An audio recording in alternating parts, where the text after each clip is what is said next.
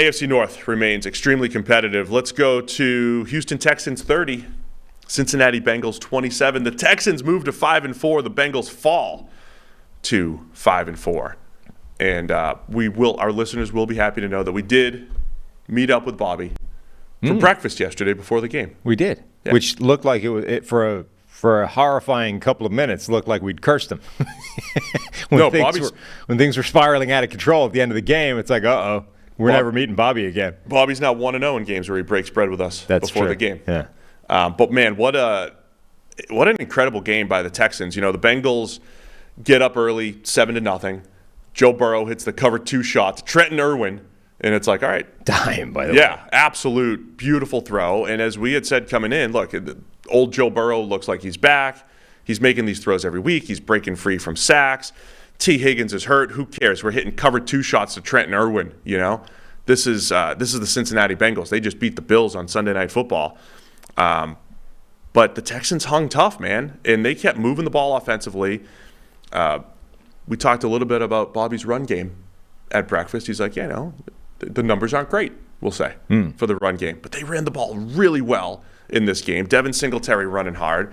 And at the end of the day, C.J. Stroud kept making big plays. Now, he made a disastrous mistake in there, but other than that, unreal, again, by Stroud and this Texans offense. Yeah, the Bengals, so they score a touchdown early, and this actually came up in the at breakfast as well. We were talking about how sometimes you get those games where one team scores early, methodically, early drive, everything's going well, and then they never score again, and it just collapses. I mentioned that game, the NFC Championship game in 2017, where Minnesota get blown out by the Eagles, 47 or something, whatever the score was. And the Vikings, the 7 was the first drive. They went down, scored first, were 7-0 up, and then didn't score again for the rest of the game. Well, the Eagles just kept hammering them over and over again. It's weird the number of times that happens, where a team scores first, looks good, and then that's it. That's the highlight of the game, was your first drive. The Bengals have that methodical first drive touchdown, the Trenton Irwin score. They then went 5 straight punts, and then the final score was a 50-yard field goal. So they scored immediately and then got clamped by the Texans defense for the majority of the rest of the game. Meanwhile, you have Houston's offense under Bobby was cooking. C.J. Stroud looked great again. And honestly, okay, the interception was bad. But I kind of came out of this game even more impressed by Stroud, probably because of that.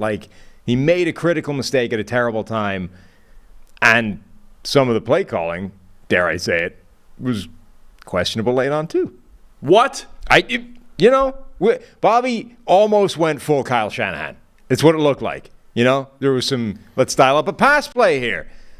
There wasn't a minute left. There was over 2 minutes left. I know. I'm just saying it looked like... critical of your friend. Okay, you have to be critical of your friends. Right. Sometimes. It seemed like the thing to be doing there was not necessarily to be calling up pass plays for your rookie quarterback, but actually to just keep, pounding the ball on the ground. That's been working quite well. Anyway, it looked like everything was about to melt down for Houston. But when they put themselves in this hole, C.J. Stroud came back and shook it off. It was it's all right. It's one bad play. Doesn't matter. That short memory that people talk about all the time, right? Amnesia. Got to have that amnesia. Being able to park the bad play and not dwell on it and not let it create a second bad play, but to just go, one bad play, one mistake, it's done now. We move on to the next one. Now we go back to positivity. And they got it done. Stroud to Tank Dell is a hell of a combination, and we've seen that over the last few weeks. And Stroud to Noah Brown, man. Noah Brown, huge. So a couple big plays in this game. As you said, Cincinnati scores early, and then Houston gets up 20-7. And it's all right, they're gonna pull this thing off. It looked like an absolute statement from them, both sides of the ball. Their offense is cooking, and their defense, after that first touchdown drive, again, 5 straight punts from this Bengals offense that was looking untouchable. I say this all the time, right? When the underdog is leading, you're waiting for the team that's, the 6-point favorite, Cincinnati. Right. You're waiting for the favorite to come back. And you said for the last week, Cincinnati looks like the best team in the NFL right now. Yeah. And, let's wait for them to come back. Texans hold them to a field goal. It's 20-10. Then it's like, okay, now they're coming back. Joe Burrow rolls out, hits Jamar Chase with a 64-yarder, beautiful play. And it's like, all right, now the Bengals are going to come back.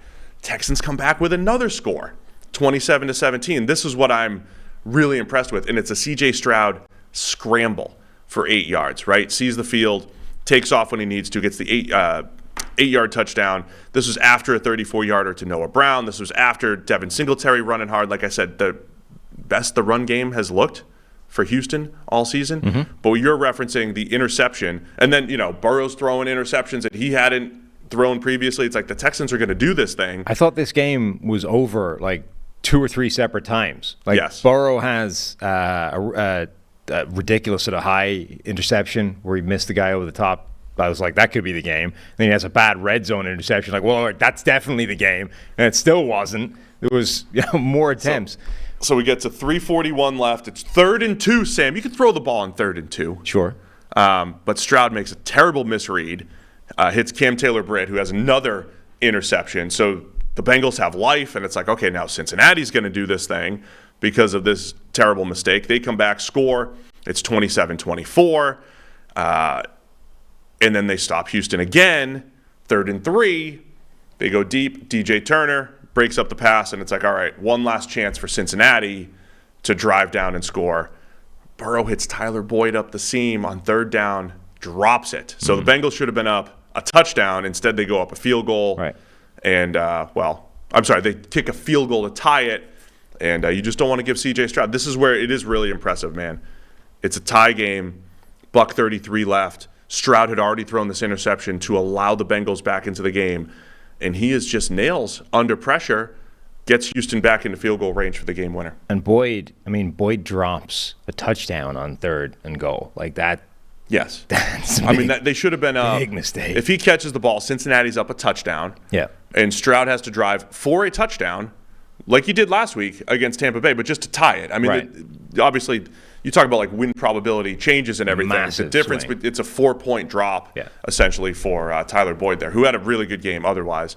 Credit Houston for hanging tough and then making this comeback when they needed to. Yeah, I mean, this is another game where it's not like his numbers are bad, like 356 yards or whatever for C.J. Stroud, but I thought some of his best passes were incompletions. Like that. The throw that he made to Robert Woods in the end. Crazy. And that, I can't 100% say that shouldn't have stood. Like they ruled that his foot went out of bounds earlier in the play, and it might have, but there was no definitive look at that. Like, had it been called the other way, I don't know that they would have been able to overturn it and say his foot was definitely out of bounds. That doesn't count. And that was an absolute dime. It was. Because it wasn't just like a rollout. Like he was running, he had to run fast. There was no window either, and somebody just threaded it through people. It was helmet high. Yeah. Right on him. It was a great throw. I mean, that was one of Stroud's best throws, I think, this season, and it'll go down as an incompletion. Right. By the way, as we get into officiating and process and everything, it was ruled incomplete. It should have been 4th down. Texans are going to kick a field goal. Yep. It was ruled incomplete, and the officials went to a break to review the play, not because Houston challenged, but just because. Is that the first? That's the first time I've ever seen that. Is that new and allowed? They've been more subtle about it though, Sam. Yeah. Like they're in my ear. Yeah. New York's looking at it. We're just gonna fake huddle for some time here, and then we'll say, hey, we talked about it. / got some more information. Right. Here's the new call. But this was like, we're gonna go to break. We're gonna run every replay on this thing, and not because the Bengals challenged or the Texans challenged, but just because we want to get it right. And I'm not arguing with the process here. It's just the first time I've seen that. There is this increased involvement from New York in officiating calls, which I think is a good thing overall. What the problem is with NFL officiating almost universally is just the lack of transparency in the process. Like if they simply said, this is a TMO thing in rugby. If they simply said, New York is buzzed down, we're going to look at this in the TV booth or whatever, cool. That makes sense. Like, let's actually look at it and let's figure it out. We don't need the challenge to come in to get it right. We don't need the official to decide, let's have a look at it. New York has buzzed and said, this is important. We need to check this out. And it was a touchdown and or not. So it's just the the confusion that is the problem, and the confusion always breeds conspiracy. Like that's the issue with all this stuff. Whether it's the TMO and rugby now going to this bunker system where you never hear it, whether it's soccer with the VAR and you never hear the audio unless it's so catastrophic that the explanation has to be corruption to the degree where you have to release the audio to prove that it's simply incompetence. Like, that's how bad the mistakes go. It's simply incompetence. This is the problem with NFL officiating, is you never hear anything from the discussion, so the assumption becomes, the game's rigged, it's a script, etc. Anyway, monster game by the Texans pass rush. Like, part of the Bengals' 5 straight punts was that pass rush was destroying them. Sheldon Rankins, 9 pressures, a pass rush win rate of 26.7% as a defensive tackle is a crazy number. But he wasn't alone. Like, a bunch of those Texans guys got significant pressure. Yeah, Rankins had a huge game. Will Anderson, Jonathan Grenard, all those guys. Looks like 4 guys had at least 4 pressures, at least when you take no plays off. So, yeah, huge game up front by Houston. Look, I know they almost blew it at the end, but this might be the most complete game from Houston. Yeah. Because passing attack, like, they've had to rely on the passing attack a ton. As I mentioned, though, Devin Singletary goes 30 carries for $150. Clearly there was something there where they felt like they needed to grind it out. And they were getting those 4, 5, and 6 a bunch of times to stay on schedule.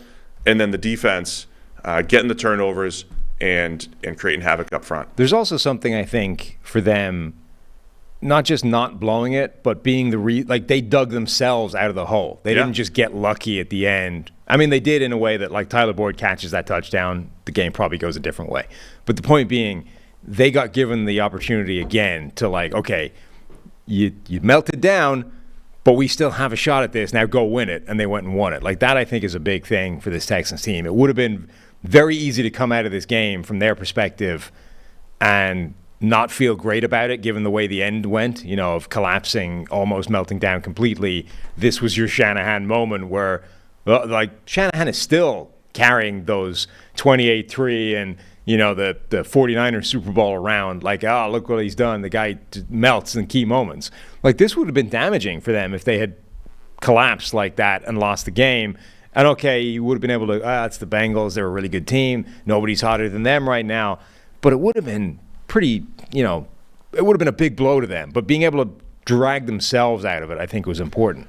Like we said with the Thursday night game, costly game potentially for Cincinnati as well. Do you see the freaky Trey Hendrickson thing?